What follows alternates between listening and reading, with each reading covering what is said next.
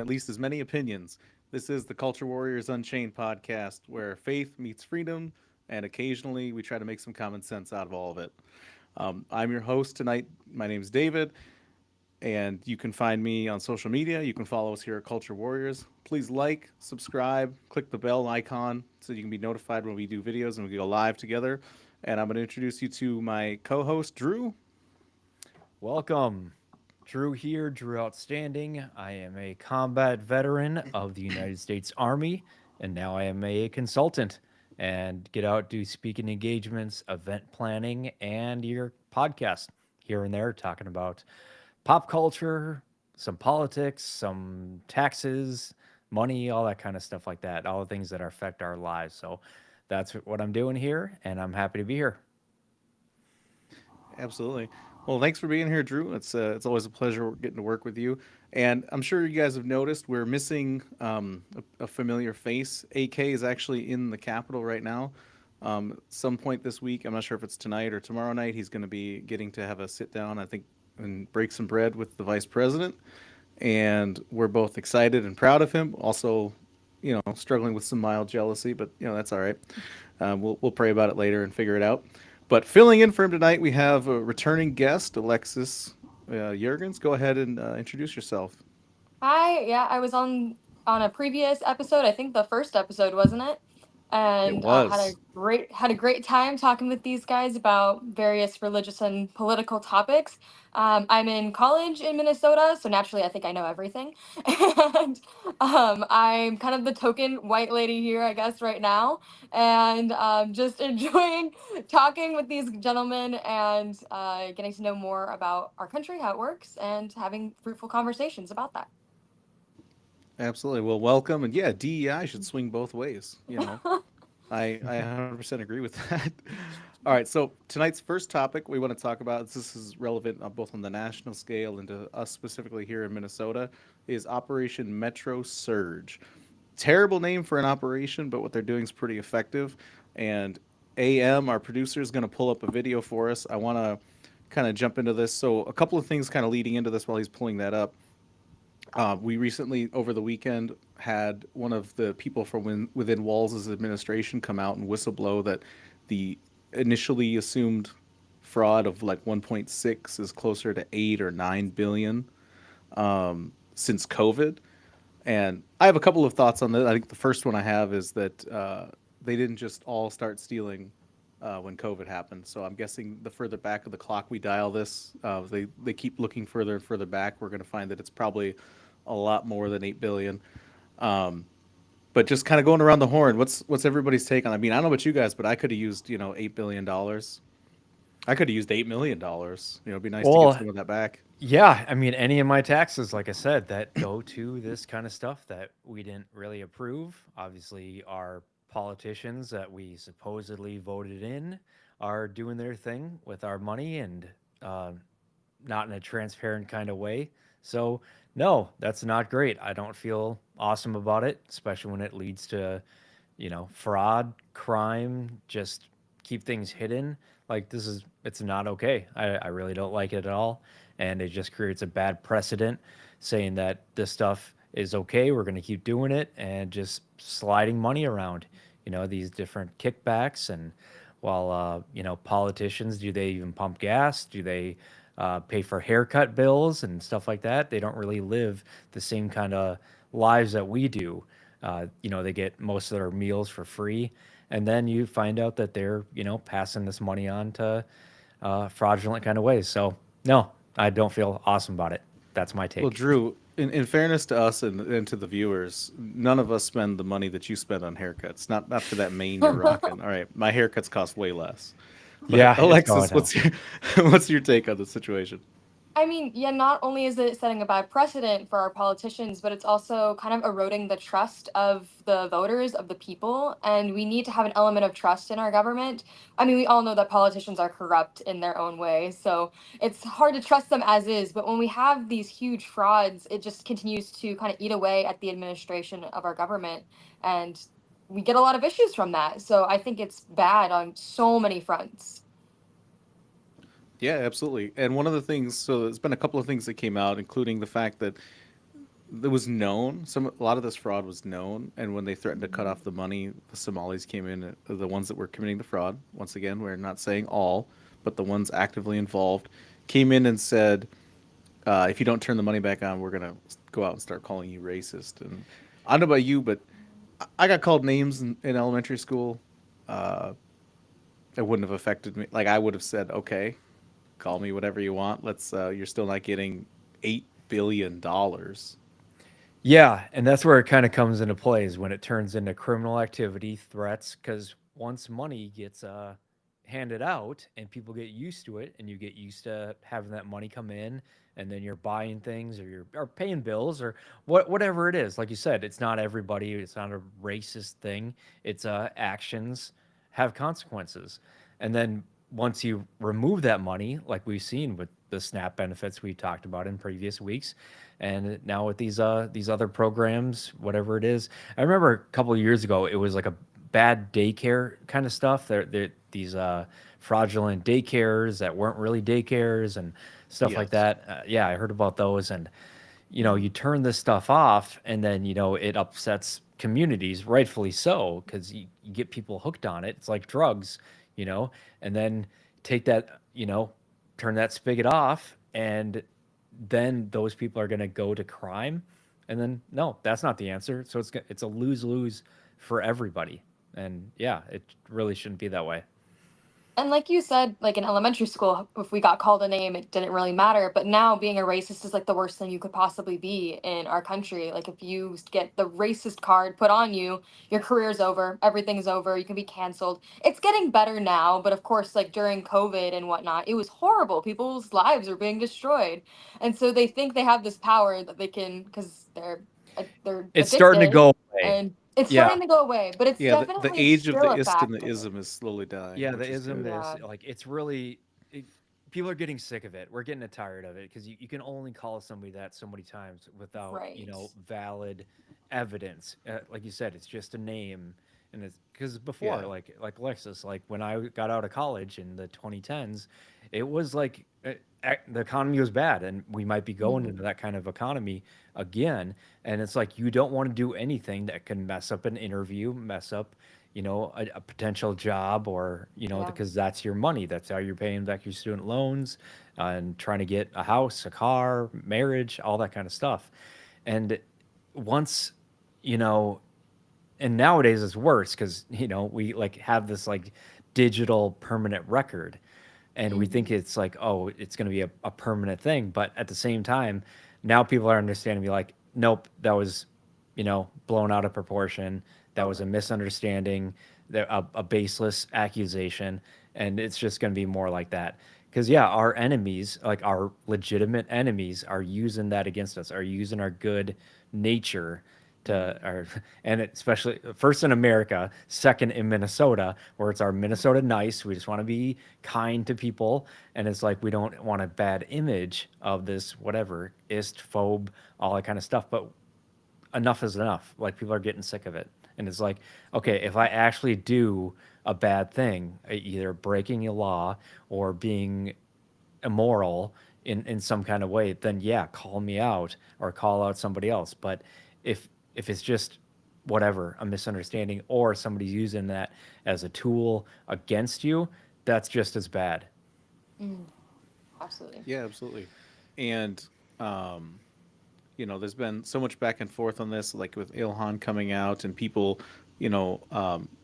pushing back against like the president's remarks. Like, obviously there was the garbage people comment, and a lot of people took that as like an all-encompassing statement, which is just it's so intellectually dishonest and ignorant, in my opinion. Like, I don't think all Somali people are garbage, and I don't think the President Trump thinks that either. I can't say for certain because I'm not him, but I feel pretty confident in that. What he's talking about are thieves and criminals. And the problem is, you import the third world, you kind of tend to get the third world. Um, is that maybe unkind to say? Sure. It doesn't make it any less true. Um, what's really got me floored, though, is kind of Minnesota's response to this. I mean, we've all seen the increase in gas prices and food and groceries, our bills, rent, utilities, all going up because of the strain on services from all of these, all this fraud, and then all these people here illegally. and ICE is conducting raids. Um, like we said, that's the worst operation name in the history of. like, I feel like the Halo came up with better mission titles, but from my childhood. But AM has a video for us here. This is what Minnesotans' reactions have been to the ICE raids. Is they have this app. I had the name for it. I'd have to look it back up, but where they're doxing information on the ICE agents, where they are, where they're staying. And so this video is outside of, I believe, the one of the hotels attached to the Mall of America. But AM, if you could play that for us, and I'm not sure what the sound quality is going to be.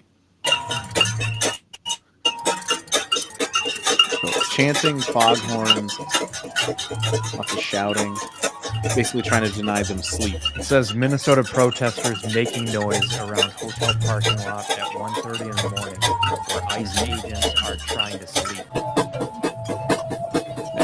All right, AM, that's good. I think we got the idea. All right, around the horn, thoughts. It's disgusting. Like I'd say it's unnecessary. You know, if you got a gripe with whatever, and maybe there could be a bad law going on, and if it's against the will of people, you go through the proper channels, whether it be a city council, you know, all these different things. There are better ways to go about it if there is a legitimate concern. But no, these are people that are doing their jobs, and I'm not saying, you know, you should let somebody off if they're doing a bad thing, but these ICE agents, they're following what they're supposed to be doing. And especially if it's based on fraud, that seems pretty cut and clear. Yeah, I think we've talked about this, at least in the episode that I was on previously, about how when it comes to protesting, oftentimes the right violence is never an option, kind of blocking someone's path, inconveniencing them, keeping them awake, doing something that's kind of inhumane isn't really an option when it comes to our protests, whereas it feels like a dial for the left. And I feel like this is something we keep seeing time and again in Minnesota, especially when thinking about like the protests that happened in the cities. Like, I don't know about you, but when you started playing that video, I was like, oh, at least they're not burning anything. You know, like this is pretty mild for Minnesota protests, and that's really unfortunate to say. But as someone who's, I mean, I've only been living here for a year, I'm already desensitized to what protests can happen, and it's absolutely horrible because these ICE agents, they are hired. They are people that are just trying to do a job for what they think is right. They're not out to get that individual. They don't hate that race.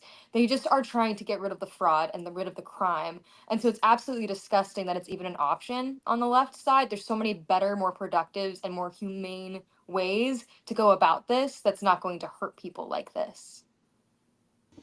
Yeah, absolutely. I mean, why not? If you want them to stay here, why not sign up to sponsor them? Because you don't want to actually accept responsibility for their actions. And to Drew's point earlier, you know, it's interesting that Minnesota Nice only lasts until there's a protest, and then all of a sudden we turn into like, I don't know, I know. Southside And I Chicago am or getting the something. vibes that it's going to be another 2020 summer of love, you know, starting off in Minnesota and then spreading to the rest of the country. The only good thing we have is, when I say good, it's the cold, you know, so that's keeping away maybe fires and stuff like that. But yeah, I really, well, and that's the thing, and we'll get into it later, but with walls, you know, what kind of if something did pop off, what kind of leadership will we have, both in, you know, Jacob Fry and Tim Walz, especially with the heated things between back and forth with Trump. I don't know. It's wild. It doesn't seem like effective way to go about things. And then the whole fact that like all this fraud, whatever it was, 8 billion, all this stuff. I avoid going to the cities. I don't know if what about you guys, but I do whatever I can. For those that don't know, there's a loop around Minneapolis, St. Paul, so it's like 494, 35, you know, all these big highways, and I go all the way around if I need to, and then just pop into the cities where I need to go in, and then get out. I try my hardest to avoid, you know, in there, and it shouldn't be like that. I used to go and I loved the culture and I loved, you know, the entertainment and really having a good time, going to see friends, you know, in different areas. And now it's just not worth it. It's not worth the crime, the prices, the towing away your car, the that's what I was going at, was just like all that money could be going to the potholes, to, you know, parking, but everything is more expensive and it's more of a risk. So it's just, I just don't see the point anymore. Oh my goodness, the roads to the cities have gotten so bad. We actually need to put some serious investment into our traffic situation. Oh, like We $8 could have billion really used dollars? $8 billion, right? Yeah, Yeah. right. Could have helped. You Maybe. know, I wouldn't have to worry about losing my Honda Civic into the nearest pothole. Yeah. It always comes down to money, and that money is usually connected to our own tax dollars, our own labor. Like we go and do these jobs, and and I always go back to taxes, but it's just like we don't even notice. And I notice, but I just don't I don't know if other people like even feel the amount of taxes they get because it They don't comes ask off enough as tough like an questions. automatic thing in your paycheck. And it used to be a paper check that you got from your employer that you would have to bring it to the bank and you could look at the pay stub on the back. And now it's just direct deposit. So it's like you're not even looking at your pay stub Yeah. anymore at because you got to sign in and do multi-factor verification, all this stuff. Most of the time people just see an amount of money that's plopped in their bank account, and so they don't even feel the taxes. Like if your employer gave you money, whatever it was, hundreds, whatever, a week, a day, and then there was a tax guy that was sitting right there that said, okay, now I'm going to take part of that, you would more people would be upset. I just believe that was. And then a lot of people get the idea that like, oh, I get a refund in April or whatever it is. And it's like, No such thing. that's not money. That's not, that they're giving back to you. That's a tax-free loan that you just gave to the government. And now you're getting, your own money back that you could have been making interest on yourself. That's like having a family member come over for the holidays, and you got that one cousin, and they swipe like $40 out of your wallet or your purse, and then later on in the year they feel guilty about it, and they're like, oh hey, here's 30-40 bucks. I just want to give this back. I just want to give you this so you feel good about our relation. It's like, Sounds no, like that was from my money. You experience. took it. What's up? From experience. No, fortunately, I don't have any cousins like that, but I've Okay. heard stories and I've heard I've seen some stories. things. Yeah. Well, you and I were in the military. And, you got to put your name on everything. You even got to write your Yep. name on your underwear so somebody. Okay, doesn't here's a steal it. little story about the military. Yes, you have to put your It's name real. on everything. And when Social Security numbers used to be less, I don't know, easily defrauded and stuff like that, you put your social or your last four on everything, on your pants. Everything. It was wild. But here's a little story because you got to protect your own stuff.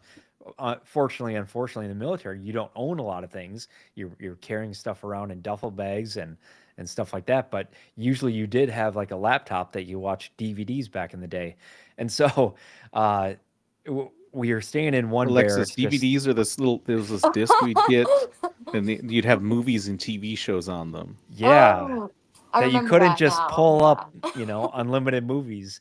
But anyways, so this guy was laying on his bunk bed, off work, with a laptop on his chest, watching a movie. He falls asleep. A soldier, somebody, probably a soldier, comes in, takes his laptop, and just walks away, never to be seen again. And it's just like you have to watch everything. It's wild, and now that's what kind of this turned into. Yeah. Kind of going back to the taxes and like getting your pay stubs and stuff. I remember I had my first job when I was 14, working very minimum wage, got my pay stub in, and I was like, what do you mean I didn't actually get paid? Like, I'm looking at all of the taxes, and I'm like, what is this? And that was when my parents had to tell me like how taxes work exactly, Right? because I knew Nobody they explains it to existed. you. Oh yeah, Yeah. I knew it existed, but like, why would the government want to tax a 14-year-old that's getting paid minimum wage? Like, what am I Well, getting And out of it? technically, for But you, that's theft because yeah, taxation yeah, without representation, you can't vote yet. So right. technically, they're stealing That's a from good point. children. See, you learn Yeah. more things like that civic class. My favorite class in high school, middle school was civics. But yeah, no, Alexis, another short little story. Yeah, my first job too. Like I didn't understand it. Like when I went through that interview, they said I think it was $6.70 per hour at Valley Fair. If anybody from Minnesota knows Valley Fair, Oh yeah. good summer job for a kid for sure. I worked there for 5 years before joining the military, and I'm like, oh cool, I got this interview, I got offered the job. Here it is. I'm gonna make $6.70, and they said that because I was 14, 15, I could High only roller work table. whatever it was, 20 hours a week. And I made sure I got that 20 hours in, and I did the quick math, and I'm like, I'm going to make this much money. I'm going to go buy me an Oakley sunglasses. It's going to be great. They give me the pay stub, and it's like federal, state, FICA. I'm like, what the F is FICA? Like, I'm like, and I thought it was like, oh, I signed up for something. I'm like, hey, I didn't sign up for this. So it's like, I actually went to the manager. What Like, subscription I is went to FICA? every person that like hired me, and I'm like, hey, so I honestly believe something was wrong. I'm like, hey, there's something wrong with my paycheck, and they're like, Mhm. no, dummy, this is taxes.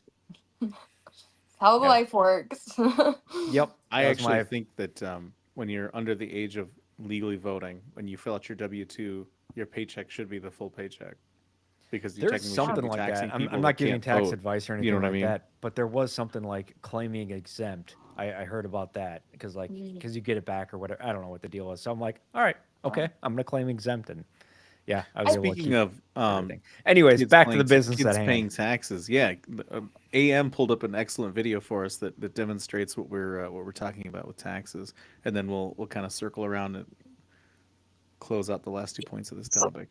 Oh my gosh. Money gone, Daddy? Taxes. 9, 10, 11. That's how I felt with that first Perkins It's paycheck in high okay. It's school. part of the game. this is 14-year-old me as well. Yes. It's not fun to what? It's the worst part of the game. It's what? Taxes. Yep, Welcome to the Republican Party, little man. I feel for you, kid. Yep, it's true. What is it? The only two definitives in life is death and taxes, or something like that. Yep. Yeah. Yep, that's true. So, kind of circling back to the whole, obviously we jumped into taxes because of the Somali fraud and how much of that we're funding. Obviously our taxpayer dollars going to buying them mansions and Ferraris and, funding Al Shabaab on the other side of the world, which is terrible. But one of the things we were talking about is obviously like with the protests outside of the hotels and stuff is you have this, like we were talking about before, this fear of being called the ism or the ist. And so you have people trying to broadcast some sort of like higher morality that, oh, we love these people, we're behind these people. So I have a couple of insights that I know about in the last week since the Donald Trump statement and since the beginning of the ICE raids. Pretty much all of the Somalis that I know of that are a part of the Republican Party, because I have some ties, and obviously AK has more. They've all pretty much either denounced publicly or in some form or another left the party, which then begs the question: were they ever really in the party? Probably not. You know, but you see people like the mayor or other people sending out videos of solidarity or going and doing something to try to like make themselves look like they're in some area of like moral superiority to the president or to the ICE agents or Homeland Security or any of the people in his cabinet. And AM has a video, and what's great is every once in a while when someone tries to have the moral high ground, the thing they try to do completely backfires on them, and I think that's fantastic. So we have here a video of our own Minneapolis mayor attempting to eat Somali food to show that he's pro their businesses and and the man is suffering. Go ahead and let's roll the clip. This is incredible. He's trying to act like he loves it, and he's just all right. Yeah, Wow. that's enough. Yeah, show me that you don't eat ethnically spicy food on a regular basis without showing me. Like that's incredible. That man looked like he was about to die. Thoughts? Yep. I mean, that's fine. Whatever, just own it. But yeah, it just seems like for those who have heard of this, a Maoist kind of struggle session where it's just like and they're all just like watching too. So it's just not, it looks like, not everybody's like eating together. Like I was stationed in, I was temporary Fort Hood in Texas. And yeah, we would go to, host families, like they would just have us over and there'd be some spicy food. Like I'm like Minnesota, spicy. I like Minnesota spicy, and then I go down to Texas and there's authentic Mexican restaurant or Mexican, families, and I'm like dying there. I'm doing the best I can, but it's just it's meant to be, a learning experience. But that didn't look like it was very, very fun for that guy, for Mayor Fry, and I don't Yeah. know. It looked like a for show thing, and just kind of goofy. Moral high ground, yeah. Real quick, we do have one comment in the live stream, guys. Keep them coming. Ask us questions. Feel free to be a part of the conversation if you'd like. Looks like Nathan sent us a "What's up, y'all?" Once again, Nathan's a good friend of mine, somebody that I actually deployed with overseas. So it's great to see support There you go. coming in on the channel. Absolutely. Thank you for your service, Nathan. Thank you for your comment. Yeah. Alexis, thoughts on Jacob Fry trying to make himself look inclusive and failing miserably at it? I sympathize with him on the spicy part. As someone who's marrying a Texan, I cannot handle spice. Was raised far too north for that. It's not something I enjoy at all. But I do think that it is I was very going to say peppers don't grow in Alaska, do they? Not really. Not. It's hard to grow much of anything in Alaska. But I think it is very ironically symbolic of trying to be so inclusive and include people, but then kind of getting tortured is a strong word, but that's how I feel when I eat spicy food for it, essentially. And it kind of reminds me of some videos that I've been seeing recently. And while it's not Somalia, I think it's kind of prevalent. There's been a couple of women that are like, oh, I'm gonna go to Gaza and I'm gonna go see how amazing those people are, and I'm gonna go help them, and I'm gonna bring love and solidarity and all these things to them. And then there's a video right now going around of this woman being arrested because she wasn't dressed appropriately.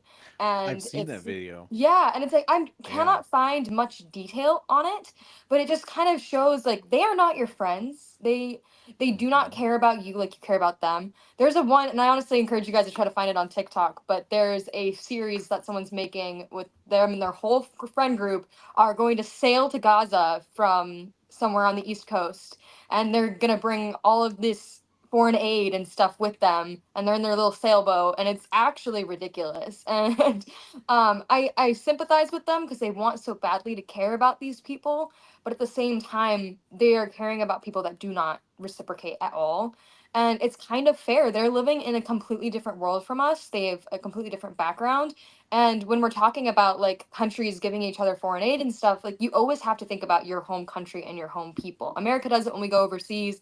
Israel is going to do it. Somalia is going to do it. No one really is going to, there's not this mutual careness. And like we talked about with Minnesota Nice, is we so badly want to treat people nice, but their culture doesn't have room for that for us. And people don't realize that. Absolutely. It actually backs up the thing Jordan Peterson said a couple of years ago about like the difference between trying to be someone who's nice versus being a good person. Because to be a good person means that sometimes you have to do things that would not be perceived as nice, right? To be a good man, sometimes you have to stand in between your children or your spouse, and be a threat in a situation to keep the threat from coming at your family. And Yeah, vice and that versa. can come in the form of, And that could be at a fighting, government level. defense. Yeah. It could be in the form of standing up, speaking out, saying we're not going to take it anymore, and actually we're going to take back some of the stuff that you took from us, like in this fraud thing. Like, why are there not more protests? And I'm saying this like, I should probably be doing it too. Be like, hey, something bad happened. Fix this fraud thing like now. Like you talk about, Republicans, conservatives, independents, protesting. Yeah, we should be protesting. And I guess, people, what would Tim Walz say, coming by his house and call him a retard, which fair and funny, so, but yeah, it's wild. But then the whole idea that, people that are doing the right thing are working and not up at 1:30 in the morning, making noise, graffiti, all that kind of stuff. Like they're doing it in a different kind of way. I don't know. It's wild. I really hope the 2020 stuff was going to be it, and be like, okay, now can we come together and figure this stuff out? Yeah, there's going to be bad things that happen, from time to time, but can we not I go back every week. Can we be builders, not destroy things? And no, it's just that what we're going to talk about all the time is the latest thing that's getting destroyed, and Minnesota's just the center of it right now. It feels like it really does feel like Minnesota's the center of the universe right now. Yeah, In all the 100%. news cycles, I'm hearing all these national news, and it's Minnesota in all these headlines. What's interesting to me is Walls coming out and having I think his wife even did a thing on her social media or something talking about people driving by, and I I want you want to sympathize with somebody when they're going through something, but he's I don't have the ability to sympathize with him anymore. He spent 4 years and then his entire vice presidency campaign, when he was running alongside Kamala Harris, calling Trump supporters and conservatives, he called us Nazis, he called us threats to democracy, and he used language that incited active violence against conservatives. And all of that rhetoric is ultimately what led to the assassination attempt on Trump, the assassination of Charlie Kirk. In the more recent news, it looks like there was an attempt on Benny Johnson, and there was more within the last week. I think Tim Pool was somebody tried to shoot at the Yeah, building, I can like, talk where he about was. that a little bit. Yeah, absolutely. Please I've been jump in. following Tim Pool for years now. I've been going to events and stuff. Been watching Timcast IRL, and yeah, he started doing the IRL in 2020, and so that's when he's having guests over. He'd fly them in, pay for them to come in, be on the studio, kind of like we're doing here, but in a live format, and you get different kind of opinions. And then slowly it started, and some of them are calling him a right leaning or a right conservative, and he is not. He's whatever. I'm not going to defend Tim Pool. He can defend himself, but he talks about all these different things, America and stuff like that. And it's wild that it started getting swatting and doxing his place. He's moved a couple times with the studio, and then up this security more and more each time. And Ben Shapiro had to do that early on in like the 2015, 2016 time, Berkeley kind of time. And he I said remember that actually. yeah, he was spending like $500,000 on security for all these things just to go and talk. And that's kind of where it's gotten in this last, whatever, I guess going on like 10 years now of this heightened kind of threats. And it's just wild that this last one with Tim Pool is somebody showed up. He said today, I watched a video that he put out today, that the last year, his security be like, yep, we have a perimeter, and people have been driving by and just lingering and just kind of staying there. They don't do anything, but they just hang out there, and then they go away. But this last week, when I think it was on Friday, I think they went out, and then the security let them know that there were shots fired onto the property, and you can actually hear it. He's got a live broadcast of what they call Chicken City. So their chicken coop is a live feed on a YouTube channel, Chicken City, and so that picked up the gunfire. And so he made this video today saying that, yep, pretty much come the next year, they're going to be doing something different. He didn't list exactly what it'd be, if they're going to be doing IRL anymore. He said this stuff in the last couple of years when things get heightened, but he's got a family now. He's got a wife, a kid, and yeah, it's really getting too much. And Phil Labonte talks about this a lot from All That Remains. Like, where is the off ramp? Where is the cool down period? Where can we come together? Steven Crowder used to talk about finding common ground, and it's just like there isn't any. Like it really sucks to just we got this like bleacher kind of seats to. I don't want to be dramatic, but like the end of America as we know it, and it's not the same as it was growing up in the 90s. Yeah. Yeah, no, I'd absolutely agree with that. It's whatever comes out of this, even if we're able to swing the pendulum back to I don't even want to say the right, but just to normal. I think that era is gone. They put violence on the table, and it's really hard to take that off the table, unfortunately. No, because You people know, understand that it makes a difference, or they think that it makes a difference Yeah. in change, or they got to do more violence to get more change or faster, and it doesn't work. I put it like this: it works in changing dramatically what the society is kind of going through, and it usually won't change to the better. It destroys things, and people think that they can build it up in their own image. Yeah, And and part of oh, go ahead, Alexis. and this is why we're conservative, right? Is we're not trying to progressively push right wing agenda to swing it back to the right or be like radically traditionalist or anything like that. We're just trying to conserve normalcy, common sense, some tolerance for people with different ideas and everything. And like you said, once violence is on the table, the only thing you can really respond to violence with is possibly more violence. You know, it's really hard to be diplomatic with a violent being or a violent person, and that's kind of what we're just going to continue to see.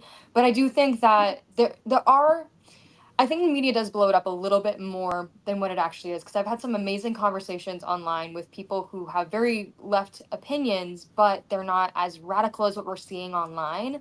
And it gives me some hope that maybe what we're seeing is the Democrats being separated from the liberals. And we're seeing this kind of divide of the people that are not tolerant and are violent to the people that just have different opinions than us. And I hope that that is just what continues and that we can all kind of take a front together against this violent force. But yeah, I don't know. I It's don't hard know to if it tell. can, because you add in like technology, the ability to Right. receive news in your pocket constantly. People have their. It's not like people don't have their phones like when they're working. They do. Like pretty much nearly any job nowadays, you're checking stuff or you're reading things or even just listening to things. You know, you could be in a truck.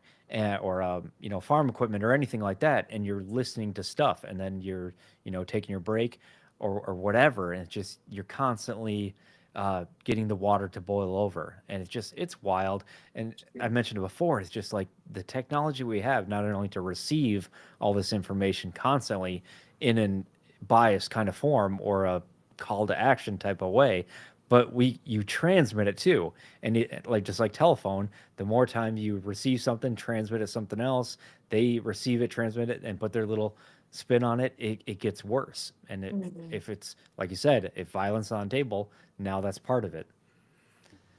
Yeah, absolutely. Real quick, we do have an additional chat. Looks like it's from Jesse. I am not sure what the Tuft says. Hey guys, loving the podcast. Great topics. Thank you for that comment. Thank. Did you go mute? And David went mute. I'm gonna talk until he unmutes himself. Oh my God, I just realized I was on mute. Okay. Thank you for that.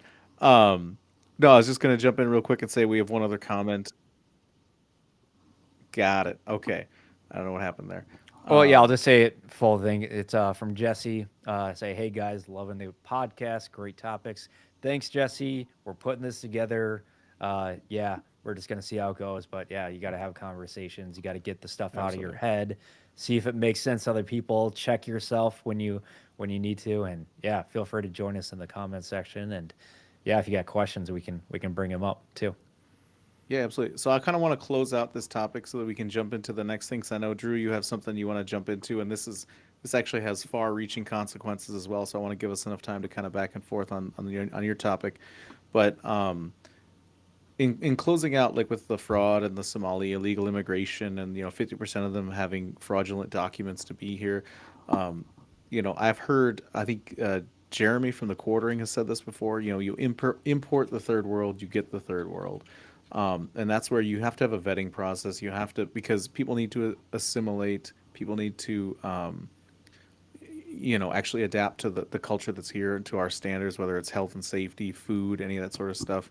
And I actually have an additional video for AM, and this is a guy coming out as a whistleblower from within a food processing company, a plant. He used to work for it here in Minnesota.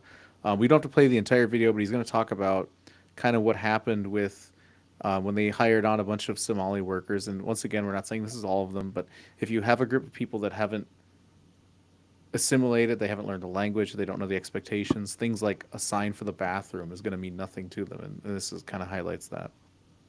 I worked in a major food production facility that supplies the United States and Canada with food. I watched as they brought Somalians in, and they began to urinate and defecate wherever they please within this food production facility plant. Wild. We had to put up signs explaining how to use the bathroom correctly, but yet it was never corrected. So there's a longer version of that, but I think that's enough to kind of get the. He kind of goes into details about like they weren't like they wouldn't wash their hands or they would use they'd like take like a full body like bath or shower in like a sink. And I don't know if you guys have had this experience, but I've gone to the gas station. You see some guy washing his face and take off his shirt, and you're in the bathroom and you're like, what is happening right now? This is a quick trip, dude. That's not what this is for. Yeah, I mean, like I said, I try to avoid the Minneapolis St. Paul when possible. But yeah, and I'm not hating it. It's I want to choose where I want to go. Like we said, it's a free country and stuff like that. But as you mentioned, like if we import that type of mentality, or I'd even say just the culture. It's fine. Your culture does that in a certain thing. But if you're coming into the here, getting a job because of whatever policies, DEI, of hiring somebody over another qualified person, whatever it may be. But then you're not following through with, what it takes to keep things sanitary based on these rules and regulations and policies that we have, especially when it comes to our own food that people are going to eat. And then is an HR person really going to reprimand them? Or are they going to wait till it gets really bad, or they don't want to get it on the news? Like, and then going back to our first argument, that HR person, they're going to get called whatever, or that shift lead or whatever it is. So it's just like you're stuck in a really tough spot right there. But you have to think about the end result is messing up somebody's food, the drink, and then it's going to have a negative consequences. It's going to lead to horrible stuff, and yeah, not a good idea. Yeah, absolutely. We actually have a comment from Nathan here, kind of jumping into the conversation. He says he faces this every day with the truck drivers, the ones that are Somali.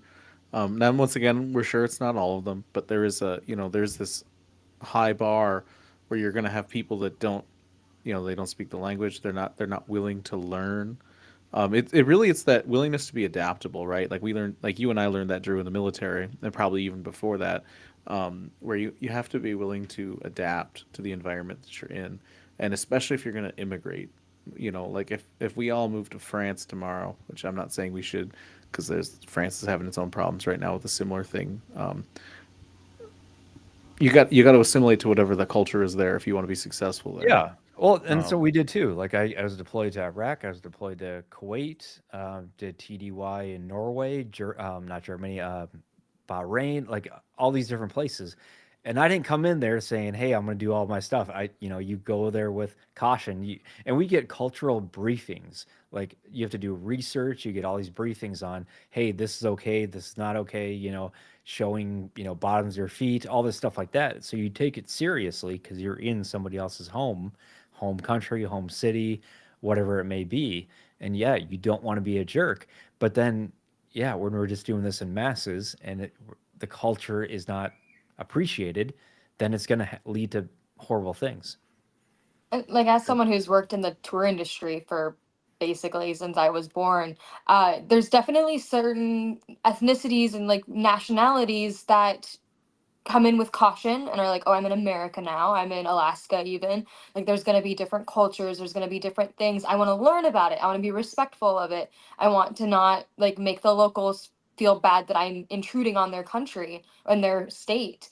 And then there's certain people from certain countries that come in very demanding and very no, you're going to do what I say I am comfortable with because this is what my country is normalized. And that's just a tourist. That's not even somebody like trying to live here. And so we can see it really escalate when people come in to live. And the two things brought up with the food processing plant and the truck driving, like those are huge things too. But some of these are just completely in conflict with Western ideals. Like as I'm getting closer to getting to marriage, my page has become a lot more about marriage and families and things like that on my TikTok. And a lot of people are like, well, why are you talking about, people having kids while they're not married, da da da da da, when there's child marriages still happening in America? And it's like, if you don't want child marriage in America, we gotta also encourage people that are coming from countries where these things are normalized to assimilate to our ideals and our values. Like I worked with many Somali families, at college because I would do literacy clinics with them, and I would teach these little Somali kids English. And I was talking to the parents, and the mom had been married at like 14 years old. By the time she was my age, she'd already had 3 kids. That's just her culture. And I said, "Do you want your daughters to do the same thing?" Because her daughter was like 12 that I was teaching. And she says, "I don't know. Like, she's in America, so she doesn't have that option, but it was good for me." And I'm like, that's crazy. Like, to get married at 14 and to encourage your kid to do the same is that's not compatible with Western ideals at all.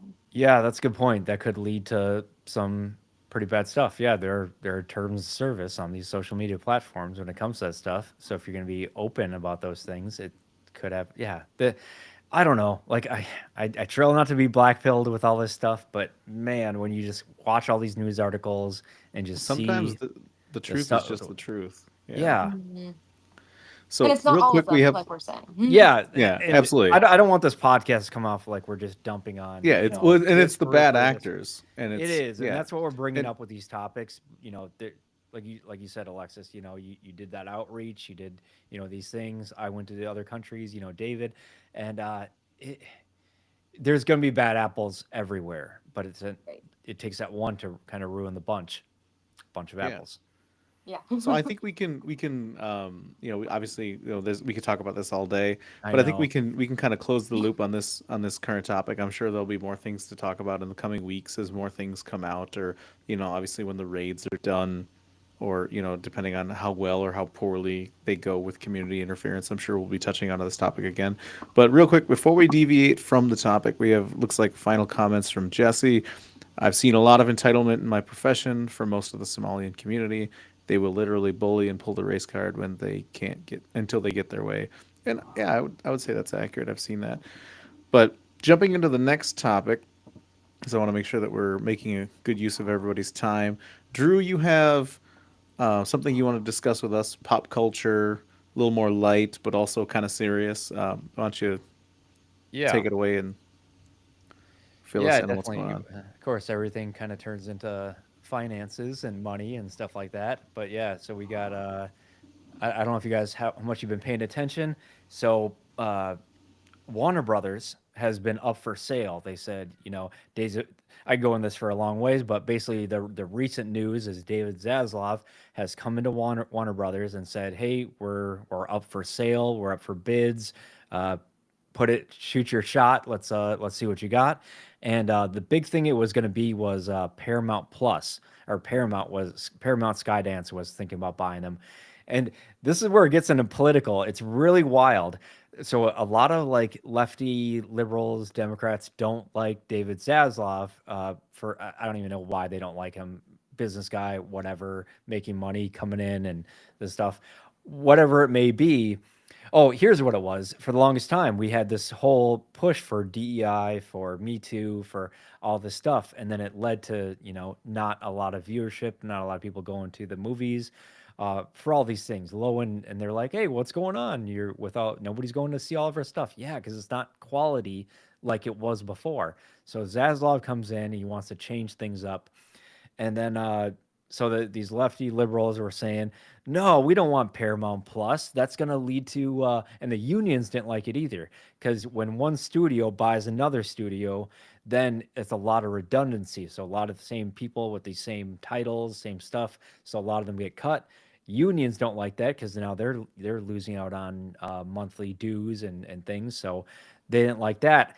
And then along comes Netflix and saying, "Hey, we'll offer you more money. We'll offer you whatever it was, something per share." I can't see that without my glasses. I don't know if you could see that, David, in the summary right there. Let me see if I could pull this. Yeah, it looks like $27.75 a share. Yep. So that was more than Paramount was offering. So basically, Netflix has won the bid right now. And it's funny because all these people, so Mark Ruffalo was coming out and talking his thing. He's always got something political to say. Mark Ruffalo, who played the Hulk, in my opinion, weak Hulk. Hulk was awesome. The political expert and commentator. Yep. Mark He's been Ruffalo. saying a bunch of stuff in the last 8 years or so. But yeah, so now all these actors, the unions are calling on the government, on Trump, to say, hey, you should not approve this, because basically it's in a spot where it needs to be approved by the government, or I guess there's a window where the government could say antitrust and monopoly, that kind of stuff, which it's not. Disney Plus has way more of the market share than this. So yeah, I'm not a huge business guy when it comes to this. I'm interested in for sure, but yeah, it'll probably go through in my opinion, but a lot of Hollywood Democrats, leftists, liberals do not like that Netflix buying it, because it could mean the end of Hollywood as we know it, because Netflix is not going to want to probably send things to the movie theater anymore. They'd rather send it right to the streaming platform. They'd get the IP when it comes to the DC universe, Looney Tunes. WB has a ton of IP, and so they're buying it Tolkien's for this. Lord of the Rings. Yep, all that. So yeah, 72 billion is the total amount, and they put something like $5 billion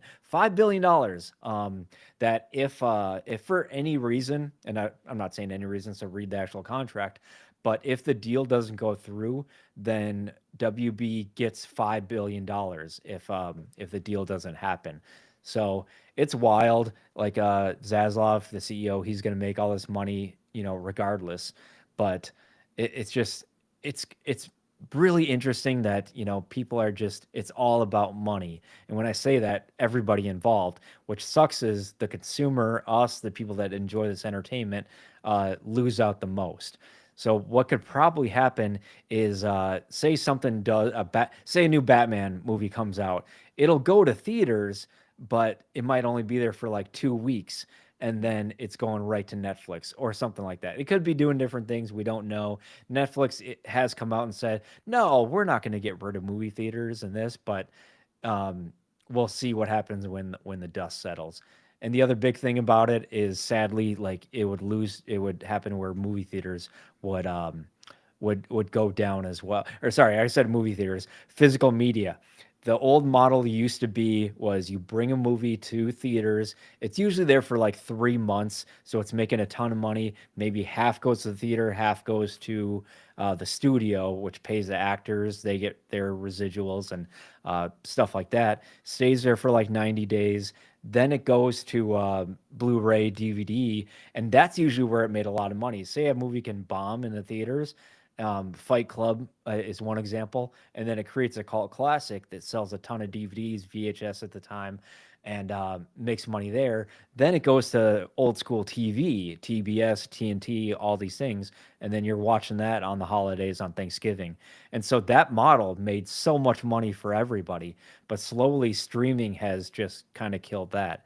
And then you had that video on demand, but now it's like not even movies are going to video on demand where you pay whatever it is, $10, $15, just to rent it, I guess. I never got into that. And then whatever, a couple weeks later, then you find it on streaming. So let me know what you guys are thinking about this. I'm a big nerd when it comes to culture, media, that kind of stuff. But yeah, it's wild. Well, I am interested to know, as you said, the fall of Hollywood as we know it, potentially with movie theaters and everything as well. I'm interested to know how certain awards will work if this does go through, because I know for movies and especially for actors and stuff, there are some awards that you're only eligible for if it actually has a time in the theaters. So I think that if these different movies still want to be like eligible for, like, say, a Grammy, I think is one of them, or something like that. The You still- Oscars require the a theater Oscar. run. Yeah. The Oscar. There's another one though, but the Oscar is one. So I don't know if it will completely kill the theater, but I'm interested to know what will continue to change with that if Netflix takes this. Well, I think if everything ends up in streaming, they could very easily push for a change in those rules to where, and then that changes the incentives again. Because in the Yeah. past, for Netflix's films or TV shows to win awards, they had to put them in some sort of theatrical run or make them available on basic cable. It might be a same temporarily. day, they call it. Yep. Same day it So, goes so on what they'd Netflix. probably do is once Mm. that's gone, then they can renegotiate and be like, we don't want to have a 2-week theatrical run, And once that happens, then absolutely the theater is gone. So even if they're saying they're not going to change things right now, I mean, the incentive is there for them to put everything on streaming It does all financially. come down to the contracts. So these Yep. actors, the producers, everyone signs a contract when it comes to it, and it usually has to do with their union. Usually, the unions or they require to get onto certain movies. They require you to be part of a union, and you'll know that up front. And so you sign these contracts. You have agencies. If anybody watched Entourage, so you had that Ari Gold, that agencies, which everybody should watch that again. It's wild to see a glimpse behind the curtain when it comes to that stuff. But yeah, there are so many levels when it came to Hollywood back in the day, and a lot of those are just getting kind of cut out right now. And they kind of did it themselves. They started filming, behind these green screens, which looks like crap, and then going to other countries. So lately, they've been going to the UK right now because they get a huge tax write off rather than making it in California, where it's super expensive because of Democrat-run policies. To do that, to make a movie, to pay all these people, you can only have certain catering companies that usually somebody's brother's cousin knows. It's I know. Part of me doesn't wish that I didn't, you don't want to know this stuff. I wish I didn't know how the sausage is made, but once you do, you find out. So a lot of them are going to UK, but the thing is to get that tax write-off in the UK, you have to disclose it. So now, all these Disney or Disney Marvel movies, they put out these budgets, or at least it gets spread out, where it's like, oh yeah, we only spent about 200 million on whatever it was, Ant-Man, Quantumania, and then later you find out UK is like, no, you're closer to 400 million, whatever it is. They're Yeah. they're totally outrageous, and then but yeah, it comes down to the contracts where Scarlett Johansson and Black Widow got in trouble during COVID. Is she had this contract where she was supposed to make X amount of money, her first real Marvel movie. Released in theaters, and she would get a cut of the theatrical release. And then they're like, nope, we're only theaters are closed, AMC, all this stuff is closed. We're putting it right on Disney Plus, which was new at the time, for $30. So Disney Plus is making all that $30 per person. And then she didn't get any of that. So she sues Disney, whoever her old boss, and ends up winning. So you don't know how much she won, but part of it, she's never going to come back, which her role could have been part of the Avengers Doomsday. But anyway, I could go on this. Alexis, what do you think? Do you pay attention to movies, studios, anything kind of that stuff? I mean, in passing, I haven't done any crazy research. I do feel like Netflix has been doing pretty good with their movies that they've come out with recently. There's one, I think it's called Train Dream or something like that. Maybe you guys have heard of it. It had 1 day or maybe 2 days in theaters, and then it was released to Netflix. And it's kind of very pioneer movie. It looks really promising. It's already got 95% in Rotten Tomatoes, and it's been out for like a month. So seems very promising. I know all the rage right now is K-pop Demon Hunters. That's been super viral. Well, that's a good point. It might Which is be where Netflix. these movies will only be a spectacle. Like it'll be a Yeah. big event. It won't be your no.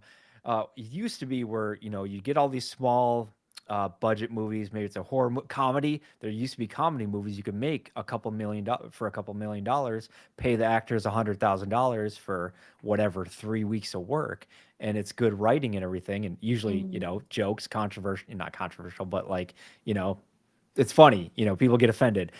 Tropic Thunder was like one of the last good ones in my opinion. Tropic Thunder, The Hangover, Fantastic. super bad. Those ones, and they just don't make those anymore. You could make those for a little bit of money, and it would make a ton.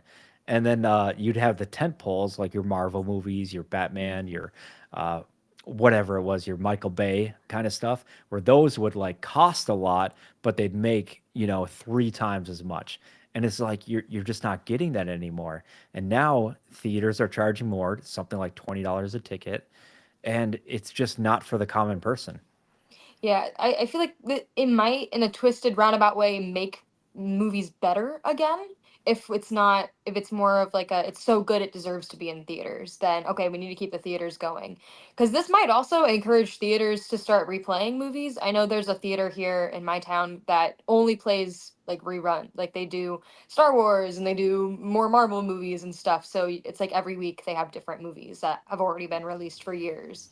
And so That it is a might good be something business like model. that too. Yeah, it's a great business model, and maybe Yeah, more the theaters need theater, to the do theater that. in the town I live in, they do a Throwback Thursdays where they'll Oh yeah. and the like classic movie Monday, and you can go sit in the theater Yeah. and rewatch an old film. Unfortunately, like that might be it. Like that might be And the it's only not going thing. to be enough to save them, but No, it's it's not. something. But Yeah. it's going to be something that, the people that care about it go to, but it won't be your date night. Like, I mean, that's the way I grew up is like, hey, we're all gonna, Yeah. we're bored. We're going to go to the theater. And more than likely, we're going to pick something that we're all going to be pretty much okay with and have a good time. And it's just not the thing. And it's just like, I mean, do people, Alexis, maybe you could tell me about yourself or anybody else you know, do people go on a date anymore to a movie theater? I mean, I have. I know we go on like group friends What was the dates last movie? too. The last movie, okay, you're gonna roll your no, actually no, I saw the new Wicked. The one before that was K-pop Demon Hunters, but I was gonna say you're gonna roll your eyes, I'm but going to roll my eyes at both of those. both of those, yeah, we went and saw the new Wicked, which I didn't like the second one as much as the first one, but it's a musical. It's a classic story that people are connected to. It's something that is good versus Zootopia 2 or whatever is coming out next, or the live action Moana that's being in production right now. Like all of these things are just there's people are so exhausted of them, but they make it in the theaters, I think is what they're kind of going for.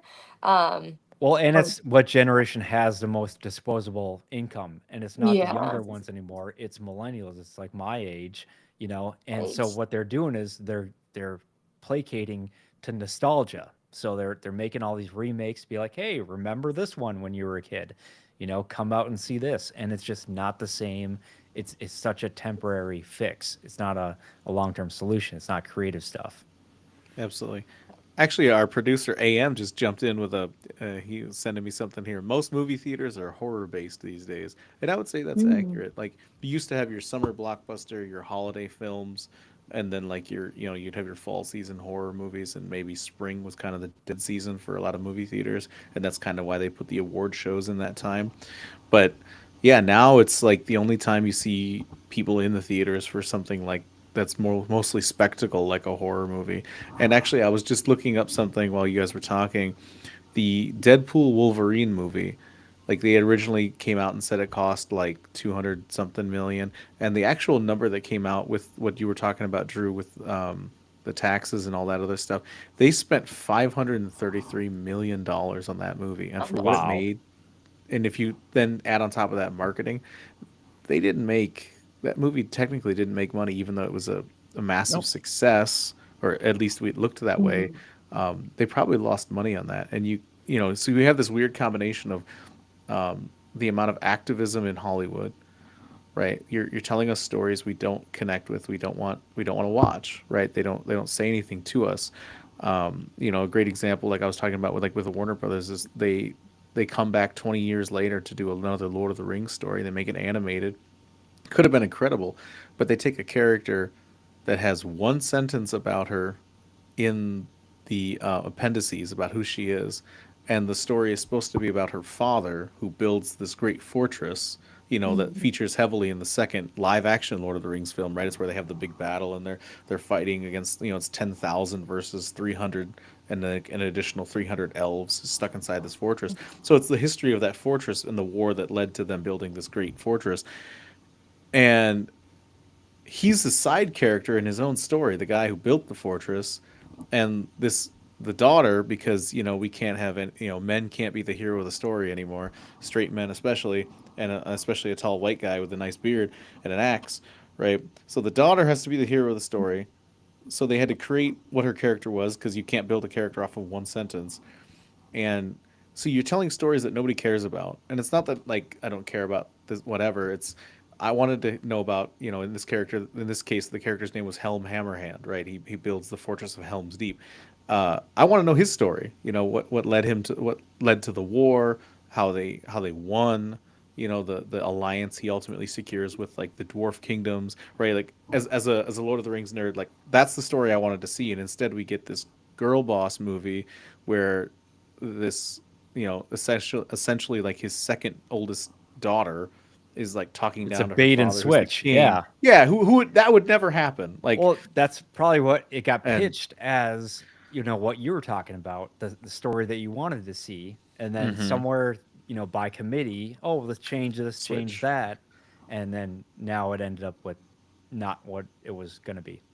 Right. yeah, so you have this problem of the economy making movie tickets and and going to the theater. It already costs double, maybe triple what you and I, Drew, were paying when we were in high school or or in college when we were Alexis's age when our knees were good.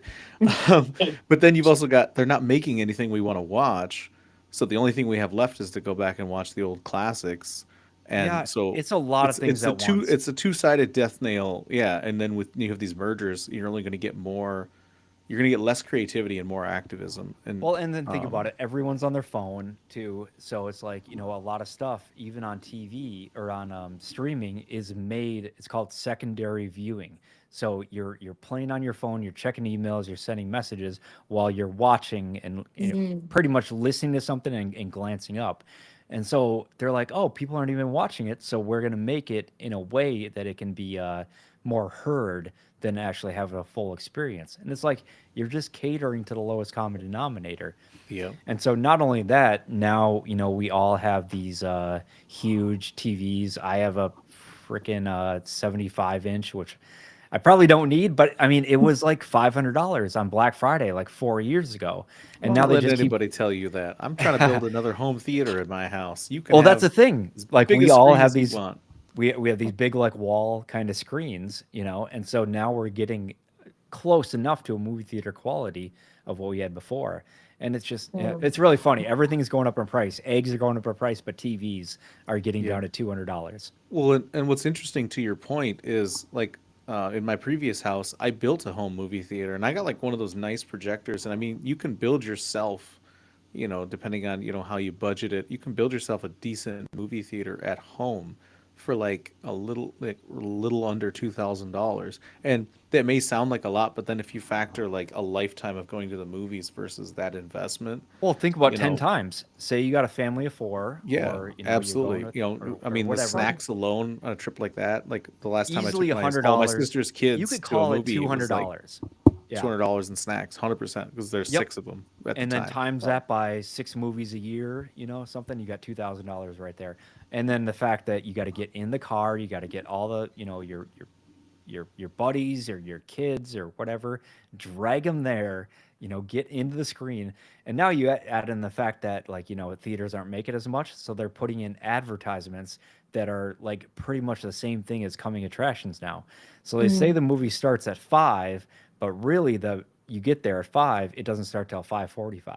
And so now you're spending 3 hours at a movie. And then now these movies are getting more like 3 hours, 40 minutes. It's wild. It sucks. I don't like any of it, but I mean, And it's it not changes. and it's not the same experience anymore. I remember we would go because we loved movie theater popcorn. So we would either do Blockbuster Fridays or we go to the theater like every other Friday or something, And it was cheap and easy, for us. And we would get the movie theater popcorn, maybe a candy if we were good, But now we go and So I you never don't got candy. right, yeah. um, but I don't know anyone my age that doesn't smuggle food into the theater, which to me was like a huge no-no growing up. Like when my friends were telling me that's what they did, I was like, "What? No, you Yeah. go and buy the You're gonna get popcorn. arrested. What are you talking That's about? why we go. We go for the I popcorn. We remember don't need to thinking that was a smuggle." thing. Yeah. I thought I was gonna get Yeah, arrested if I brought stuff in. Yeah. Well, exactly. and But now that's you another can't. thing Yeah. that's another thing that's happening is you have such poor theater etiquette. Like you were talking about, Drew, like everybody's on their phones. If I'm spending $25-$30 to go see something and then you throw in IMAX fees, um, Yeah, don't get me and started. yeah, exactly. And then you've got everybody, you got a bunch of teenagers in the back row that are, you're going to hear their entire life story, right? You've got people on their phones, you've got people smuggling in food, and not to be, I'm sure I'll get called one of the ists. I don't care, but if you have all, we are a melting pot, so you're going to have all kinds of ethnic backgrounds. And if you're smuggling in, like, I'm Hispanic, I enjoy a good tamale every once in a while. I don't want to smell that in the movie theater. Not because I don't like tamales, but it's like I'm trying to, like, movie theater is, I should smell butter and salt, Mm-hmm. and that's it. Yeah. I hear you, but yeah, going back to the topic at hand, it's this Netflix has the highest bid right now to buy WB, which they have a history of like mergers and acquisitions. When, if you can remember, when AOL got popular and got big and made a ton of money, Warner Brothers bought AOL, and so for a while you could even see it on older movies where it says AOL Warner Brothers, or and for like Time Warner too. So it was like it was a Time Warner Brothers. So it's like they have a history of being a company of mergers and acquisitions. But the thing that they kept was they always had that intellectual property to Batman, to all the DC, to the Looney Tunes. What else did he say? Game of Thrones, or Game of Thrones, Lord of the Rings, all that stuff. And okay, here's the other tie-in. Warner Brothers either owns or has exclusive rights to HBO and HBO Max. So now what's going to Yes, yeah. happen when you have that's HBO Max streaming and you have Netflix? Are you going to have both? Maybe Netflix doesn't buy the HBO. There's a lot going on here. We're going to have to see kind of how it happens, but it could be kind of pretty quick when this all goes down. So I'm gonna be so heartbroken if they put that Netflix rule on HBO Max where you can't sign in unless you're connected to the Wi-Fi or part Oh, of the oh, that's family. absolutely coming. Because I'm That's like, I absolutely can't watch coming. Netflix anymore because I steal my parents' stuff right now because I can't afford the $30 a month or whatever it is now. it's wild. Yeah, and that goes to the whole thing where YouTube, we didn't know about that before she said it. they're gouging us in Sorry. every kind of Also, way. great comment from the comments here. Nathan jumping in to say you got to sneak a flask into the theater nowadays too. See, that's Um, discreet. That's not like sometimes, bringing in a. yeah, sometimes depending on what what movie you're being dragged to, yeah, you might need some. But they did that before. My dad did that when he was in college. They did that before the movies got too bad, I cannot confirm or deny that I did that while I was in the military. All right, what was the? No, I don't yeah, know. we're Hey, gonna have Drew, to did see you do how it this? goes. Yeah. It's gonna be wild. Things are gonna change. It used to be cable was costing a lot. It was getting to $100, $200 a Mhm. month, and then Netflix came, and it's like wow, five. I think yes, Netflix was like $5 when it came out, and I was loving it. When it was the DVD service, yeah. Yep, DVD, and Once then again, they added Alexis, streaming. DVDs, it's the movies would be on a disc, Hey, and I'm if you hoping broke it or I'm scratched it, you couldn't watch the movie. I'm Okay, hoping that Netflix can bring Looney Tunes back to its former glory because I grew up on the old VHS Looney Tunes that keep we had those. to wait for like 30 minutes for it to rewind all the way, and then we'd Yep. watch Wile E. Coyote. That's good. I Yeah. still have those. Yeah, as a heads up there, I was told many years ago by guys on YouTube, say buy physical media. If you find it at garage sales, if you find it in your Thrift parents' stores is a attic, great place to find them. Yeah. yep, VHS, DVD, Blu-ray, just hold on to those things, because it's basically Yeah. gonna is the way I see it, it's like a time capsule, because if you can keep it in good shape, like that's what you have. If you can't hold it, you don't own it, and everything's going to just streaming. You will going back to politics. You will own nothing, and you'll be happy, or at least you'll think you'll be happy on all your Globalist pharmaceutical agenda. medication, pharmaceutical medication, and your streaming. So And like we were saying, if we become a third world country and America falls, you can at least watch Looney Tunes on VHS. yep, it's going to be the new currency. From your I will. bunker. Yeah. Yep, I will pay money for a good copy of Terminator 2, Judgment Day. Well, in that case, my DVD case over here. There we go. I'll give you some water for it or whatever you need that day. All right. What else we got, David? Well, I was gonna say it's a great close off to that topic. Um, so Alexis, since we have you on the show, and I know we in the past have talked about you, the college you're going to, getting a Turning Point chapter set up, and you were, pretty heavily involved in making that happen. It sounded like you were going to be the leader of the president of that chapter, if it was to get established. Why don't you give us kind of a run through on what's going down with that? Where's it at? What's the status of it? What's the college's decision? Obviously, we understand that you're in a, with the position that you're in, if you do end up getting one established, you don't want to have a necessarily a negative relationship with the college. So, whatever you're comfortable with sharing, we'd love an update on what's going on with that chapter opening. Yeah. So yeah, I'll be the president of that Turning Point chapter, which right now it's looking pretty positive at being recognized by the college. We still don't have an answer yet. However, I was able to meet with some of our president's cabinet. Our it's a private college, so we have a chaplain as well. So I met with a chaplain and one of the cabinet members, and we were able to discuss the college's concerns. And their biggest one is separation of church and state, which I kind of respect, but I don't fully see their point. So I'm hoping we can have another discussion about it. And it's just this idea of a Christian university or Christian college having political organizations on their campus where it could seem like the college is supporting a political movement. And so that's kind of what they're grappling with right now. We're hoping that once the new semester starts in January, we'll be able to meet one more time before they make their final decision. Relatively, this has been a pretty fast process. There's been a couple. We had a mental health club that just got recognized after like a year and a half of talking with the cabinet. We have a pro-life group that's also trying to get approved at the same time. So we're kind of working together, but it's a little bit difficult to be working together on this because they're like, okay, we're letting two political things through if we let one. So it's a little bit tricky, but we're everybody's on good terms right now. Are seeming promising. But yeah, that's kind of the update we got right now. Drew, you want to jump in on that, or? I'm sorry I took a little laboratory break. So You're I good. Oh missed, no, you're good. missed that. I'll jump in so you can grab your thoughts or whatever. But that's incredible news. Yeah. And hopefully things continue to progress with the establishment of your chapter. It sounds like to me it's just maybe a little tied down in kind of the bureaucracy, the behind the scenes paperwork. Yeah. It's more that than necessarily any sort of malicious intent. Which I mean that's a good sign to see. Because do you know that some people trying to establish chapters at certain state and federally funded universities were getting a lot more resistance, kind of more in the form of like malicious intent to keep conservative talking points off of campus and things like that. So it sounds like you're not dealing with any of that, which is really good. It just sounds like maybe it's the bureaucracy part of it where things take a while. And if anyone knows about paperwork taking way too long, it's me and Drew. We can absolutely attest that our entire lives has been waiting in line for paperwork. That's the military. That's after the military. Yeah, life is paperwork. Yeah. Absolutely. No, we definitely Drew? have it pretty good over here for sure. Yeah, like I said, I missed a little bit about that, but yeah, I'm happy to come down to Mankato and kind of check it out, see if I can help out in any way, and whatever, speak, advise, volunteer, or just check it out and see what you guys are doing. Yeah. Hopefully we'll have some events for you to come to as well. Maybe get you as a speaker or something. Yeah, no, I'd be thrilled. Yeah, that's kind of my new Yeah. purpose right now is just speaking engagements and kind of showing you what could be possible and any pitfalls to kind of avoid along your way. Yeah, for sure. Yeah.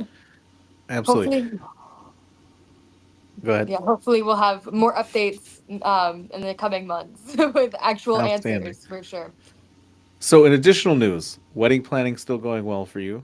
Yes, yeah, That's we're good. just over a month out.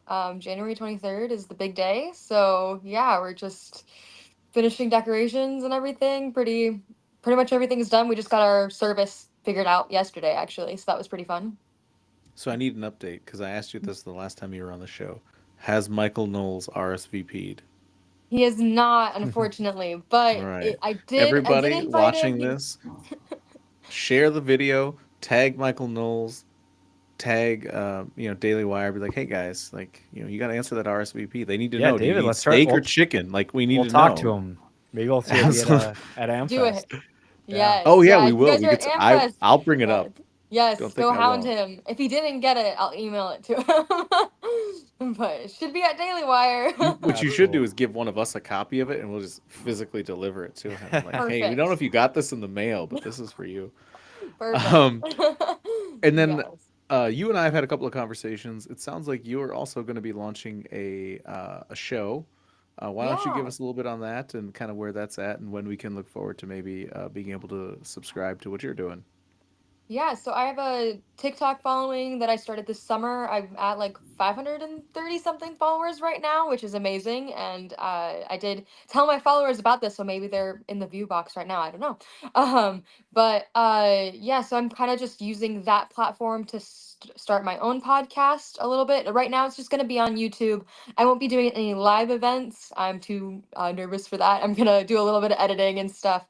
I'm gonna start off the first one probably with no guests, but then after that, I'm going to be inviting people to the show as well. And I just announced the launch date is going to be December 19th at 5 p.m. is when I hope to post it. So, yeah, that'll be the first one. And then I've started the process of trying to get a Spotify and Apple Music thing going so I can also post the podcast on there. But that one's just going to take a while. As you guys know, it takes a long time to get approved for these things. It does. Yeah, It does. like Ask it's AM. He's got some. He's got some insight on all the stuff he had to yep. do to get Ask us many set up. people. Watch Yep. watch ones that you want to emulate. It's not copying at all. Just like Oh. there's a ton of different realtors in the world and everything. You just got to make it your own style. And just to give a quick update, Culture Warriors Unchained now has 20 subscribers. So with our Yay! 4 videos, 5 gonna be tonight. So we appreciate you all. Awesome. That's great. Absolutely. No, that's incredible. And no, we're looking forward to that. Real quick though, as I didn't hear you say it, what is the name of this podcast going to be so people can go look for it? It's Cup of Sense, so it's the same as my at on TikTok. Yeah, it's got a little purple coffee cup with a plant is the profile right now. Yeah, so that's kind of what we're thinking. Yeah, people, downplay what it takes to kind of run run a channel, run a whatever you do, social media. It's a lot to it. It's a small business. It basically is a small business where, you get Yeah. your branding, you get your website, you have expenses, you get income coming in, and regardless, you're having a good time. So it's something Mhm. that you could do while you do other things and add to your value in other ways in life. So yeah, that's good. Time management is Yes, a lot of good qualities, can be built from it. So good for job. sure. Yeah, Yeah, thank that's you. incredible. We're very proud of you. We're excited to seeing your show and seeing what you're doing. And maybe after you've had a couple episodes out, we'll have you back on the show, get an update from you on what's going on and how that's going. Awesome. Yeah. Drew, what is going on in your neck of the woods? Yeah, I What am have you been so up to? excited. Well, a couple things. I'm so excited for America Fest. I've been that's basically been my job lately. Is the last couple of weeks is just putting up interviews so that we can do. Like I said, React 19 is sponsoring myself and Carolina Stanzik. She was a how do I put it, in basic training in the Army in 2021 time and got the COVID vaccine, got injured from that.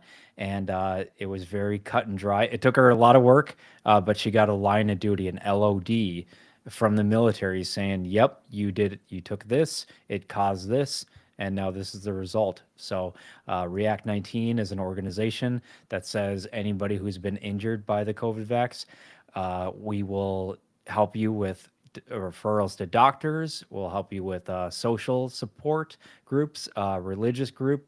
Spirit. I think the way they put it is spiritual connections. Because you go through all this stuff. It's stressful. Finances are tough. You're being gaslit. You don't know who you can trust. All these things. So there are some good groups out there that are doing that. And then React 19. I'm a part of their military chapter, so people can either donate right to either React 19 as a whole for anybody, but if there's military injured, you can donate right to them. That goes to a care fund that says they'll help you out with expenses that either you have with medical debt in the past, which I have a ton. Mine got up to something like 500,000. It's ridiculous, and then future treatments. So I put off expensive treatments because I didn't have the money, but they'll if you get a good estimate, doctor recommendation, they'll say, yeah, let's give this a try, which Trump in his first terms that passed were the VA, where veterans could have this right to try. You don't have to just settle for whatever, your hospital or the VA said. Like, oh nope, there's nothing else we can do for you. Here's some opioids. It's like, no, they can. If there's an experimental thing coming out that you did your research on, and you got doctors that are saying, you should check this out. This might help. You got this right to try. So stuff like that. It's doing great. So React 19 is sponsoring both myself and Carolina to go and hype up this React 19 Care Fund and the other amazing things that do. So we'll be at America Fest doing that. I'll be working with David and AK down there. So we're going to be putting on some live streams, some shows, some interviews. It's going to be a great time. I'm really looking forward to America Fest. And then in my other life right now, I'm doing some speaking engagements with specifically veteran organizations. So I'm going up and doing some, if you ever heard of this, spear fishing, Alexis, have you heard of this? It's ice fishing with a spear. I've never done it. I've heard of it. So I'm doing that this weekend in Upper Minnesota and doing Good luck. Nice. Thank you. Yeah, doing some Wow. So what I'm resilience. hearing is dinner at Drew's house. He's gonna bring us back a bunch of fish. We're gonna have a big grill out. Maybe we'll see. We'll see how I do with this spear and stuff. But no, I'm gonna be hyping people up and showing that we go through some tough times. It builds character. When you're in, you just kind of suck it up. But afterwards, it leaves some scars, both physical and inside as well. And it's how you deal with that. It's not like, there's some people that get off scot-free from the military or whatever trauma, police, fire, EMT, whatever it is. It's like, no, we all get affected in different kind of ways because we go through different kind of stuff. And it's about how we deal with it afterwards in the form of maybe you work out, maybe you see somebody and talk about it. Maybe you do some spear fishing. There's all different kind of ways. So yeah, I'm here to support veterans, support disabled people, anybody who's kind of going through some stuff. So you can book me. I can talk about it later, but I got a website now that's up and running, vandelayveteran.com. That's awesome. Yeah, I'm excited. Incredible. This is my second That's super awesome. career, and it's not the one that I thought it would be, but you go to war with the army you have, not the one you wish you had. And God prepares you for it. Yep, exactly. And that's the thing. I've Amen, developed absolutely. a spiritual side along the way, both in the good times and the bad, through military service, before military service, and now afterwards. Like I've just only developed with my path with God, with Jesus. I'm nowhere near know everything, and I'm learning along the way, but I'm surrounding myself with people that know a little bit more than I do, and it's been a good ride so far. That's awesome. Yeah, man, your story's been incredible, and it's actually one of the things that you and I have kind of bonded over is that we kind of had that, that similar experience. I mean, at 17, enlisting, my goal, my dream, my long-term vision was, at 37, my current age, I'll retire after a full 20-year career. And then I ended up getting injured, and I had to, recarve out a different path, and it went in a bunch of different directions I didn't think it would go. And it ultimately led me to where I am now, working in healthcare, and then also getting to be on this show with you and AK, and occasionally we throw Alexis or somebody interesting on, and and the other political stuff that I've gotten to do. And it's if you keep yourself open to adapting and learning new things, kind of like what we were talking about with people who immigrate here, as an immigrant myself. You really can do anything, and it's incredible where God will lead you and the places you'll end up when you submit to that and you follow it. So absolutely, I love that for you, and I want to Yeah. see how the spearfishing goes. I expect you to bring me back some fish. I'm Hispanic, so we love fish. So Who doesn't? Come on. I know the people that don't like It's- fish, but come on. Like it's such it's a way that we can just, get some food. And I'm not a big fisherman myself, but I can enjoy good walleye, and just I heard enjoy that. the heck out of that. But no, it is true. Like, a lot of these things sound like when you're younger, they sound very cliche, or they sound like, oh, that's good for you. That's not really my thing. But man, the more that you just surround yourself with good people, moral people, and you're gonna go through some stuff in life that you weren't expecting. But it really does. I had a leader early on that like we didn't want to stay in the motor pool, checking vehicles until 7 o'clock, 1900 at night when everybody else was out partying and stuff like that. But it built character. And then like the leader said, at my NCO, he goes, you'll get over it. It's building character. And it didn't feel good to hear that at the time, but those skills came in handy later on deployment when you're in the middle of a dust storm, when you're getting shot at, like those skills kind of came in handy. And then, like I said, now that afterwards out of service, now I'm teaching that to other people, but in my own kind of style.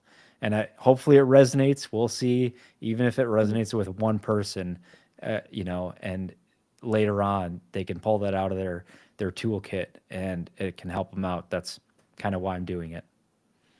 First off, you guys got to come visit me in Alaska so I can show you some real Yes. fish rather than just this walleye stuff you I guys was got going on over stationed here. in Alaska. I know what you're talking about. Fine by me. Good. But yes, road Um, trip. Let's do it. I've never Yes, been to do it. Hawaii or Alaska, and If we do it on a Make it Monday, we happen. can live stream us fishing. Let's do it. Perfect. I'm gonna hold that to Alexis. Yeah, you, Perfect. me, David, your future husband. Let's make a trip out of this. Hey, we're gonna be in Alaska all summer, so just AK come when up he's and not visit busy us. with Vice President Vance. Yep. Yes.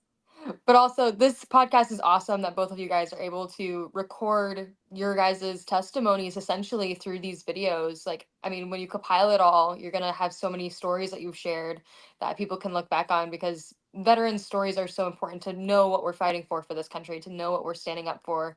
It's really big. And so that's really cool that you guys have this. Yeah, thank you. Yeah, that is a good. There are some negatives when it comes to internet and live streaming and stuff like that, but there are good positives. So this is going to be a way that you can document, your journey through different stuff along the way, and I can show these episodes, to my son, when he gets married in 20 years or whatever it is, and so that'd be a really cool thing to do. So, yeah, it's we all got busy lives, we all got 24 hours, and life gets in the way, and you get snow that just came out of nowhere, but it is December. But the last couple of years we've been kind of lucky, and the snow came down and it left. But now, yeah, you got to shovel, you got to get out there, and like you said, build some character, or like I said, build some character. Anything else we want to hit on? I mean, we're No, I getting think, close to the end of I- the year. Like I said, we got Yeah, AmFest we're going to go to. I'm AmFest, sure Alexis is going to be Christmas, paying attention to it. Mm-hmm. But other than that, I mean, I'm going to be going to church a lot more this month. I'm going to just be I like that. more dedicated just to, can't be outside. So might as well spend a good Sunday in church learning the message. And then they have some activities as well and some events. So I've been participating in more and signing up for more stuff. One big thing I'm getting more into is the financial stuff. So I did lead Financial Peace University, the Dave Ramsey program years ago. So I'm looking into getting back into that and being a coordinator, a Financial Peace University coordinator, teaching people how to get out of debt, save for an emergency, invest correctly, all that kind of stuff. Know how to shop for the right prices, and really just kind of be in control of your money, which is in control of the decisions you make and the outcome you have in life. Incredible. Sounds like me and you have to have a meeting at some point. Yep, we could do that. Everyone could do better with finances Oh, yeah. in some kind of way. We all need a gut check when it comes to that because the stuff changes all the time. Like, all these Absolutely. streaming,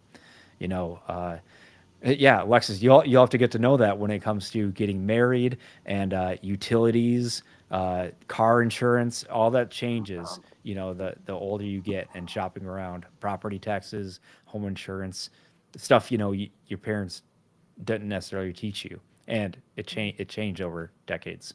Right. Yeah. Absolutely. What have you been up to, David? I keep seeing on your Snap stories of like every day you're at some crazy event, like with VIP or something. Listen, I'm I'm the definition of extra. They call me the Peruvian gentleman for a reason. I'm always out doing something.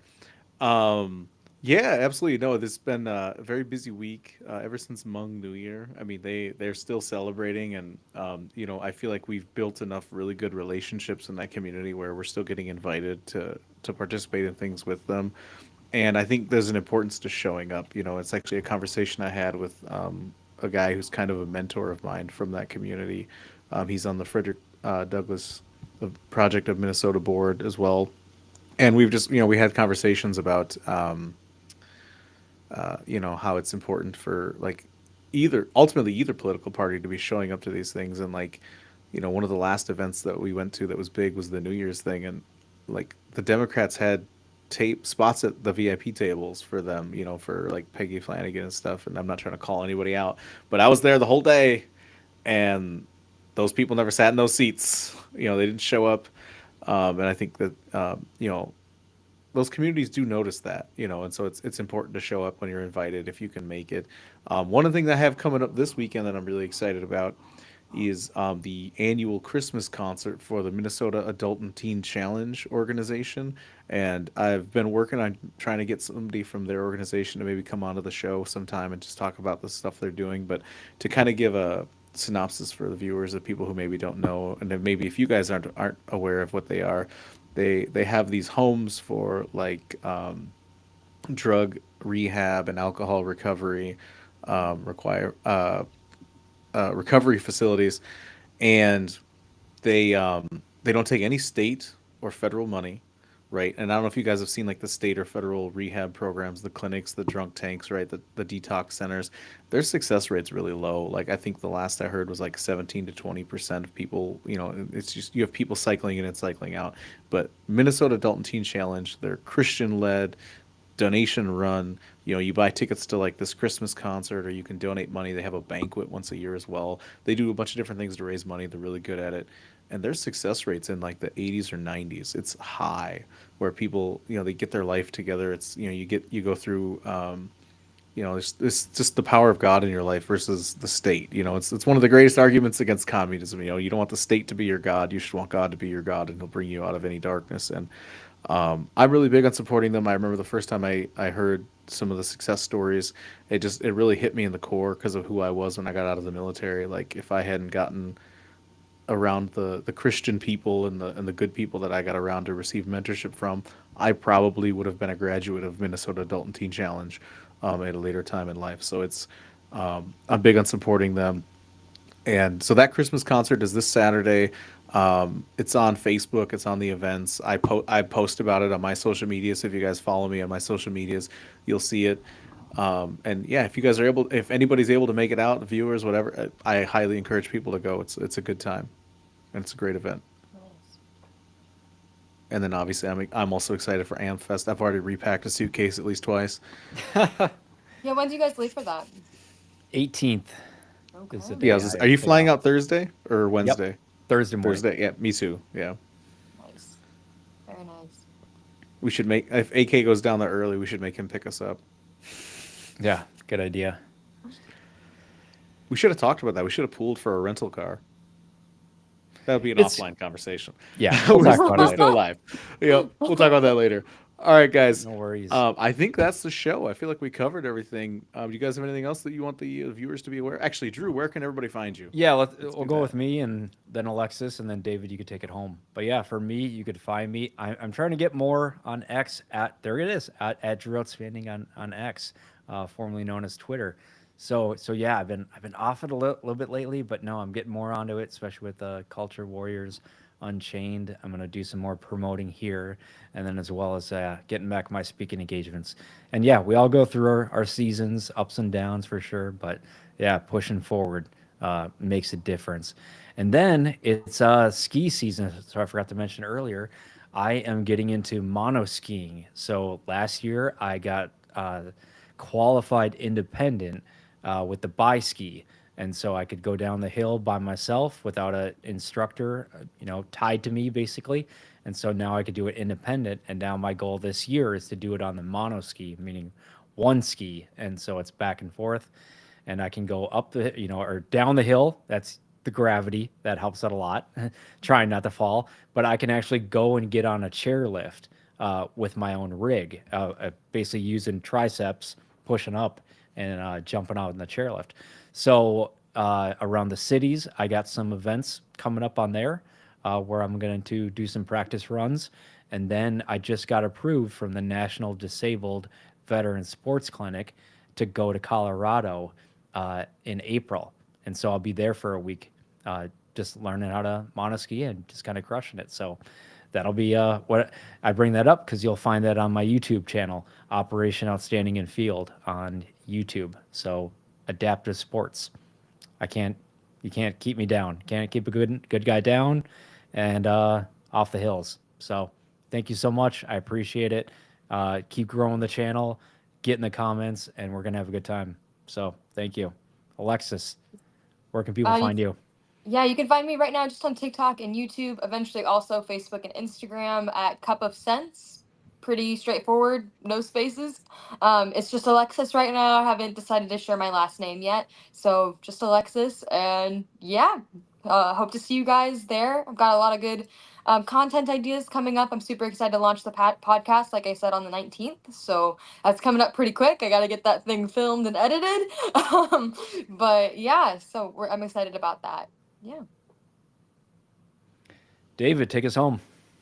Yeah, absolutely. You can find me at David Webster on all social medias or 50 Webster on X as well. Yeah, we're just excited to grow the channel, and I share a lot more of my personal life and my personal insights. You can see all the nonsense me and my dogs get up to, and all of the apparent VIP tables, according to Alexis, that I sit at. All of that stuff is going to be there. I'd love to engage with you guys. And yeah, if you haven't already, give this video a like, subscribe to the channel, share it, hit the bell notification so you get alerts when we go live in the future. And we'd love to, see you guys in the comments and engage in the conversation here at Culture Warriors Unchained or CW Unchained on all other social media platforms. Have a good night, everybody.